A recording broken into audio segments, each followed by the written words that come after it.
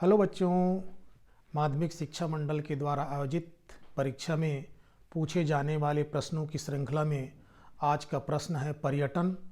पर्यटन से क्या आशय है, पर्यटन की मुख्य विशेषताओं तथा पर्यटन आकर्षण एवं प्रभावित करने वाले मुख्य कारक कौन कौन से हैं, ये आज का प्रश्न है।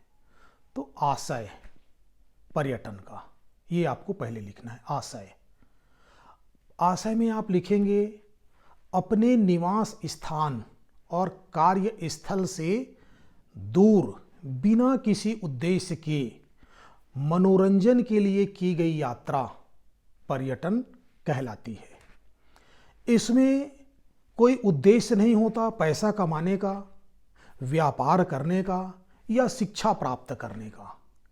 मनुष्य जो है भागम भाग जिंदगी से ऊब जाता है और अपने परिवार के साथ एक स्थान से दूसरे स्थान पर यात्रा करता है।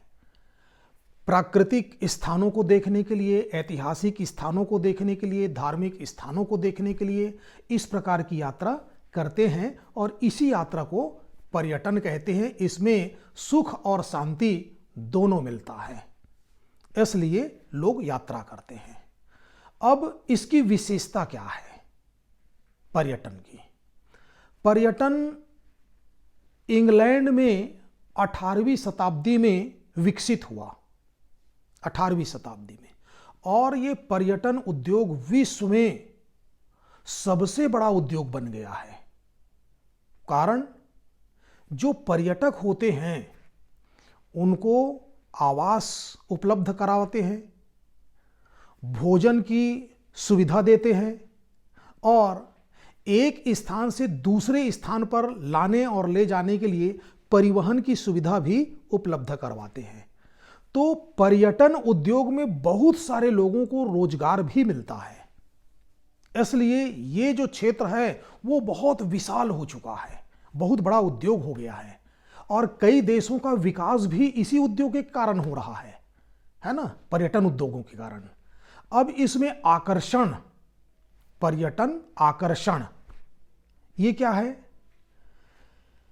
कोई भी जब पर्यटन करेगा तो उस स्थान पर पर्यटन करेगा जहां जलवायु मनभावन हो।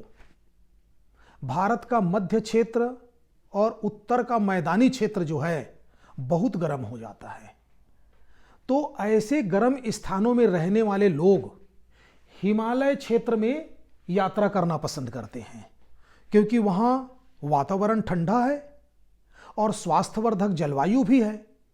तो जो गर्म प्रदेश में रहने वाले लोग हैं वो ऐसे ठंडे स्थानों पर यात्रा करते हैं और ठंडे स्थानों पर निवास करने वाले लोग गर्म क्षेत्र में यात्रा करते हैं। फिर दूसरा पॉइंट है भूदृश्य, धरातल का बनावट, जहां पर झरना होगा, पर्वतीय क्षेत्र होगा, पठारी क्षेत्र होगा, जहां विशाल झील होगी।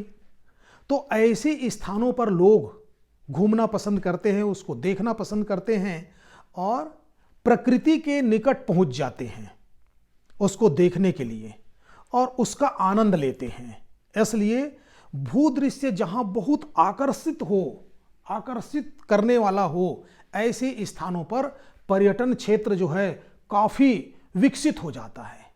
और तीसरा लिखेंगे आप अर्थव्यवस्था व संस्कृति। क्या है?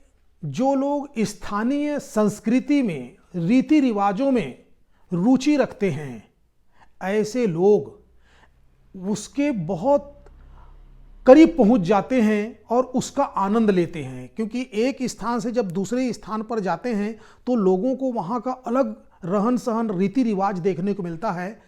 तो बहुत कम पैसे में बहुत ही आनंद लेके आ जाते हैं, है ना।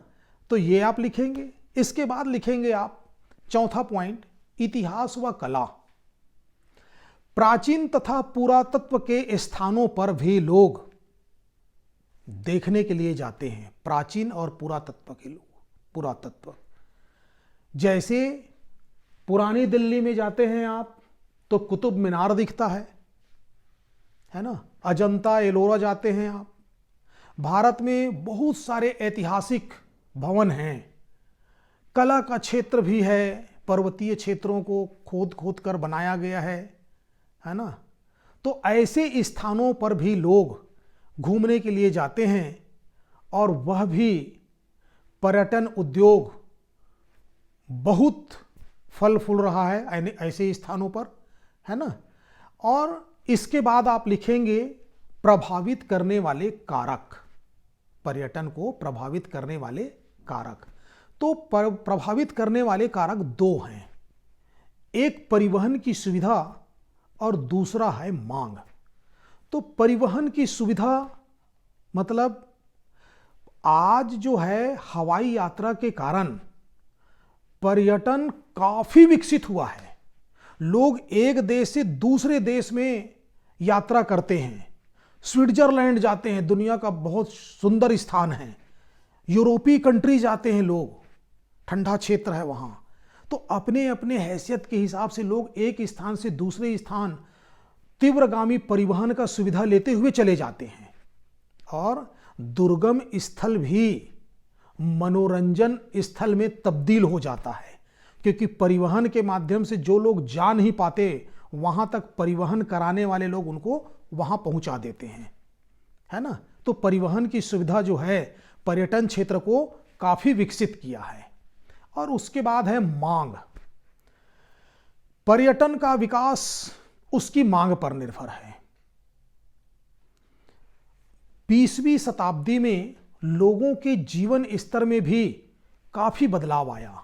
लोगों के पास काम मिलने लगा, पैसा आने लगा, तो छुट्टियां भी मिलने लगी उनको। और इस छुट्टी को बिताने के लिए जीवन स्तर ऊंचा हुआ, तो परिवार के साथ घूमने के लिए उनके पास समय भी निकलने लगे। और जब समय निकलने लगे तो वहाँ पर्यटन की मांग होने लगी और वह स्थान पर्यटन का क्षेत्र बन गया जहाँ पर अधिक मांग होने लगी। ऐसे स्थानों पर लोग यात्रा करने लगे। तो ये जो है आपका पर्यटन प्रश्न का उत्तर कंप्लीट हो गया, है ना। आप समझ गए होंगे। धन्यवाद। जय हिंद।